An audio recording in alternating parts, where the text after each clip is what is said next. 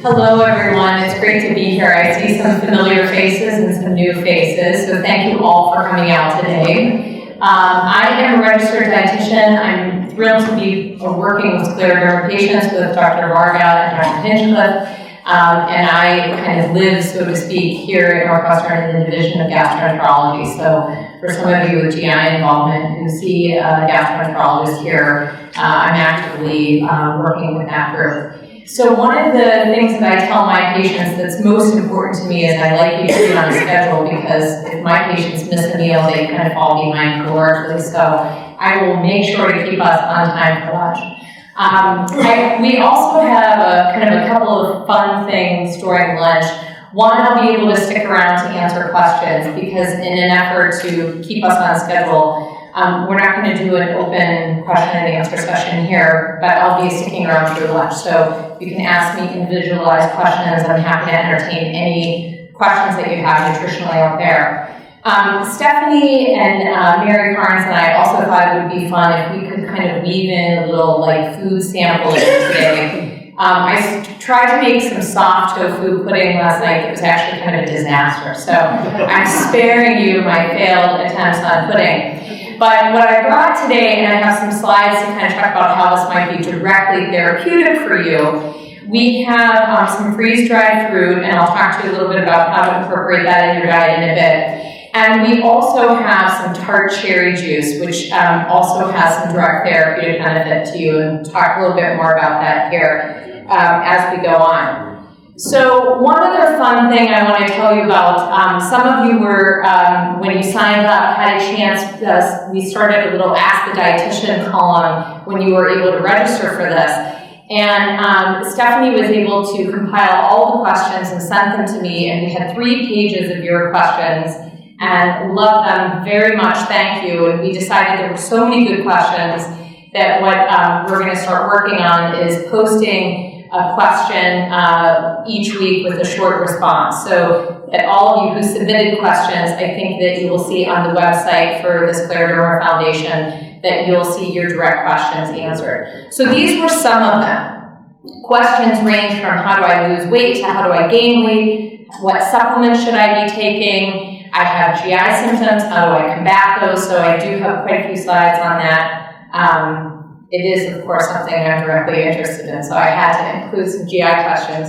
And then the other big question that many patients were interested in is, what are anti-inflammatory foods? I see so much about an anti-inflammatory or pro-inflammatory diet, so we'll talk a little bit about that.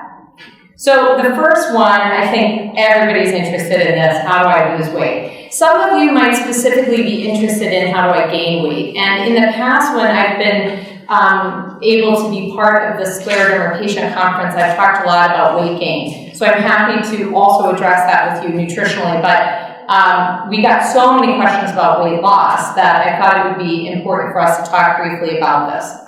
One thing that I will show you, whether you have scleroderma or not, is that from the 1970s to now, Americans eat almost 700 calories more per day than we did in 1970. And you can all imagine where that comes from, right? I mean, it's not because we're eating too many bananas or things like that.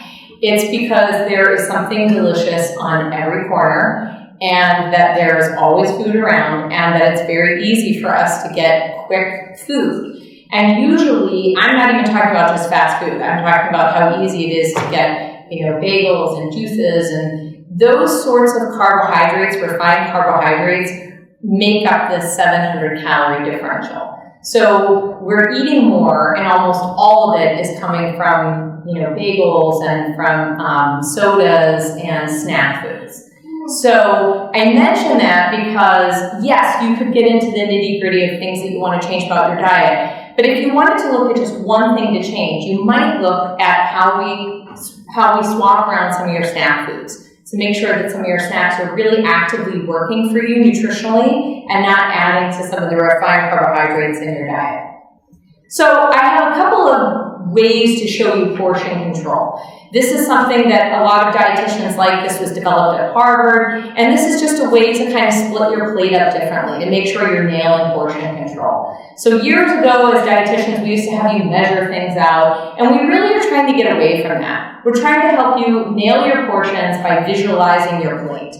If you need to gain weight, of course, this ratio is going to look a little different, but if you're trying to lose weight, we want to have you kind of fill up your plate with fruits and vegetables, half of them.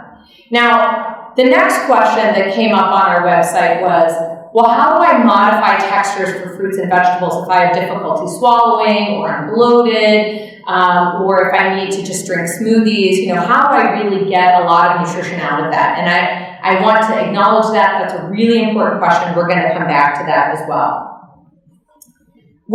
This is just another slide that I wanted to show you. When people ask me for kind of a standard diet, and they're asking for, like, how do I get these portion sizes in a really predictable form, we usually will kind of lay out for them some type of standard diet. And what you might vary here is the texture of your fruits and vegetables.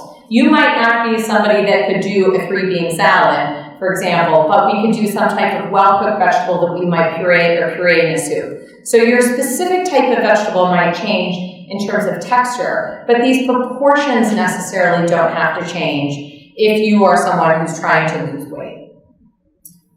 So let's bridge that a little bit and talk about what specific types of foods might have an anti-inflammatory effect. The first one is fats. Let's talk about fats and kind of what's good, what's not good.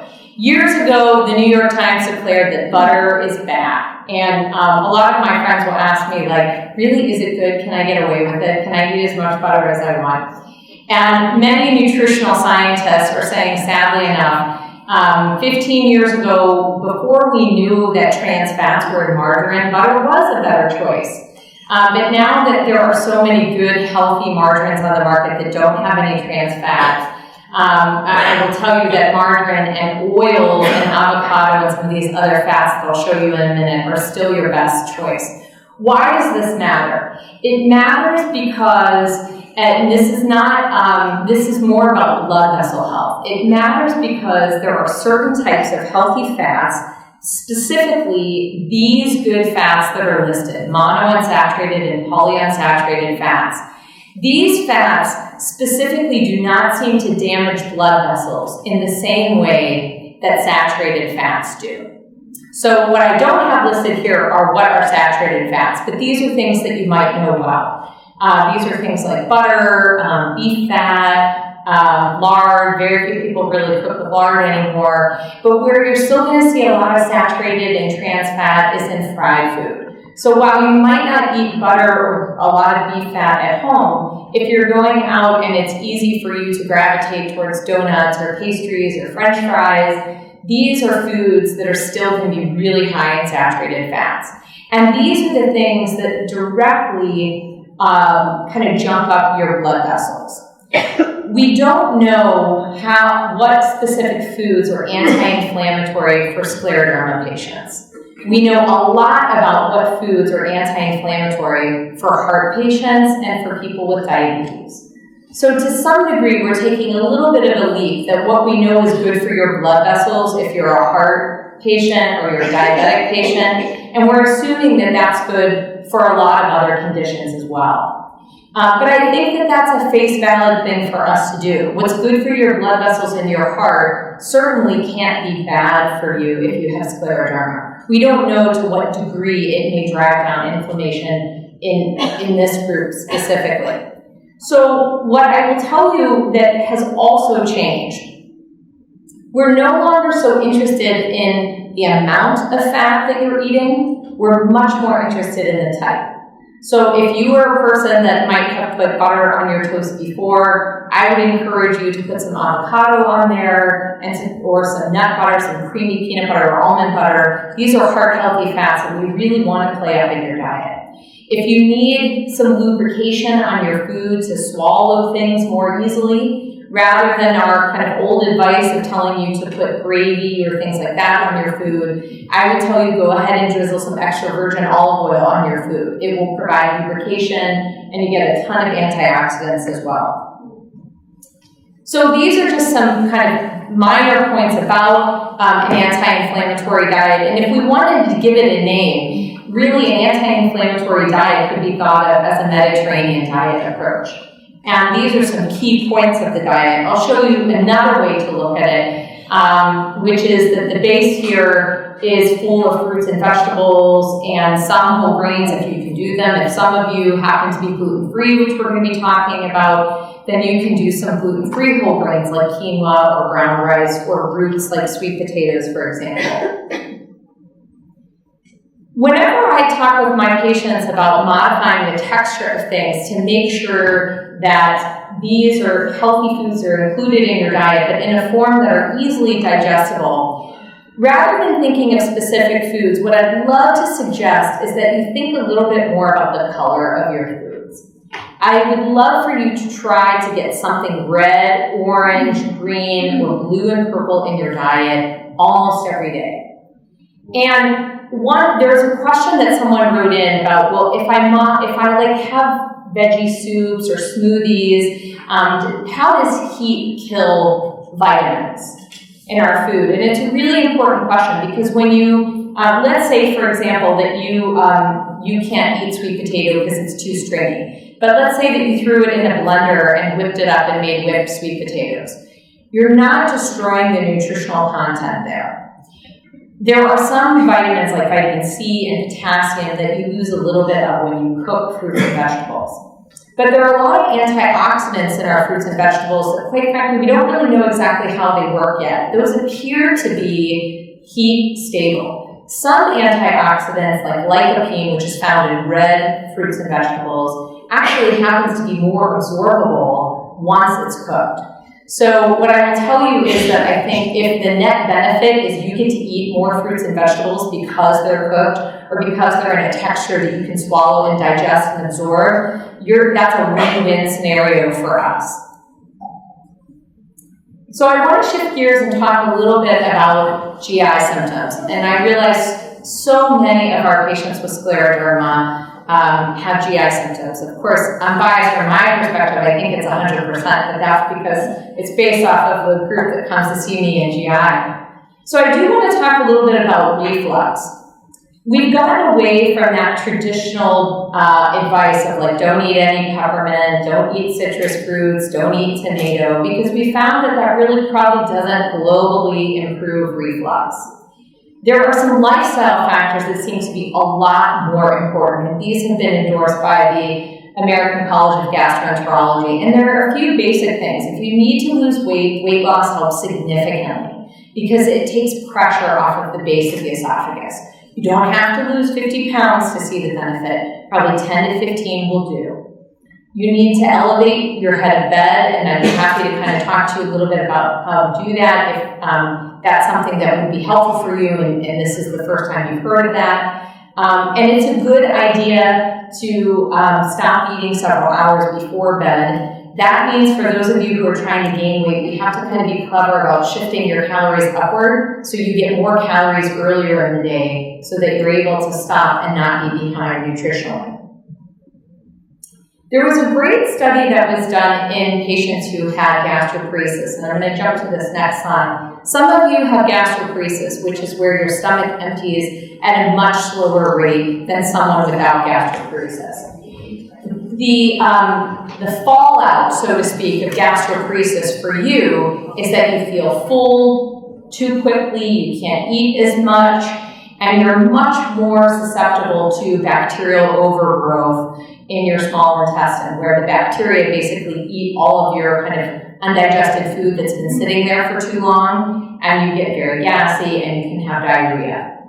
So there was a great study that was done with diabetics who had gastroparesis where they said, hey, instead of telling people to get rid of all the fruits and vegetables in their diet, how about if we just cooked it and pureed it to see if that helped them just as much? And it turns out that it did. And the nice thing about that is sometimes our patients with scleroderma who also have motility or movement issues will come to me and say, Beth, I feel so restricted because it's difficult for me to swallow, and now I can't really eat any fruits and vegetables and I'm not really sure what to eat. So it's a little extra step on your part, but what I will tell you in this study, and we've seen this clinically and in other studies as well, is that if there's any food that you think might be off limits to you, what I want you to think about is how could I take that and kind of pre-digest it before it gets to my gut so that my gut doesn't have to do as much work. So something like, cabbage and Brussels sprouts, seems like anathema to somebody with GI issues. But what they did with the Brussels sprouts and the cabbage, they roasted it and they put it into a blender and they basically made baby food out of it. Now, you might not want to eat it like that, but you could certainly add it to a soup and kind of bolster the, vegetable puree part of the soup, so you're getting this really nutritionally dense offering and something that you can tolerate. A lot of our patients complain that fresh bread feels gummy and sticky and just sits there. And in this study, they also had people do crackers and flatbreads instead of fresh breads. So something like chicken salad or egg salad on crackers might actually go down much more easily for you than chicken salad on, a piece of fresh baguette. So it's something to consider. So I want to talk really quickly about something called a low FODMAP diet. And for those of you that have a lot of bloating and gas and possibly even diarrhea, when we want to kind of starve out your bacteria, sometimes the gastroenterologist that we work with will use antibiotics to do that. And there's another way that we can do that, or we can do it in conjunction with antibiotics. And that's basically manipulating bacteria's fuel source. So bacteria love a couple of things. They love sugar, and they love raw fibers. They also especially love the fibers that are found in wheat, in onions, and in certain fruits. So what I tell people when we're going to change their diet, it's not that you're eating anything wrong, but there's ways to cheat the system to get you better symptom benefit. And one of these is the slow FODMAP diet. We've started using it in irritable bowel syndrome. We did a small study in a group of our Scleroderma patients. We had about 20 patients. Some of you were kind enough to participate in that research. And we did low FODMAP diets in some of you and saw improved symptom improvement. So here's what it comes down to. I'll tell you a little bit more about the nuts and bolts of the diet, but what I also want to underscore here is that this is a study that looked at people with irritable bowel syndrome and people without. And they put individuals on a low FODMAP diet and a regular diet. And then they did breath testing to see how much gas they were making. And what we saw is that when healthy controls and when irritable bowel patients went on both the high and the low FODMAP diet, we did see manipulations in how much gas they made. So whether you were healthy or you had IBS, when you ate a lot of raw fiber, you made a lot more gas. When you went on this kind of lower FODMAP diet, it actually improved the amount of gas and people had lower bloating scores as well. Someone had written in to say, hey, a friend of mine went on a gluten-free diet and feels so much better. Is there any basis to this? So the question I field a lot is, could I be gluten sensitive? And yes, you could. But gluten sensitivity is different than having celiac disease, which is an autoimmune condition where your body makes antibodies that attack the gut in response to the presence of gluten being in your body. But if we look back at the low FODMAP diet, what I'll also tell you is that wheat fiber is actually really high on that FODMAP scale. Gut bacteria love it. It's a highly fermentable fiber. So on the low FODMAP diet, we don't put people on a gluten-free diet, but we do kind of a low gluten diet, and we see that our patients feel better. So what I would suggest is that if you have a lot of bloating and you're kind of interested in, do I have celiac? Should I be gluten-free? It's an easy test for your physician to look at the antibodies in your blood and see if you have celiac. And if not, it's worth trying. I don't think you have to be gluten-free, but you could be low gluten to see some of those symptom benefits. And like I said, I'd be happy to talk to you more about it. Let me jump to what you're going to see out there during lunch.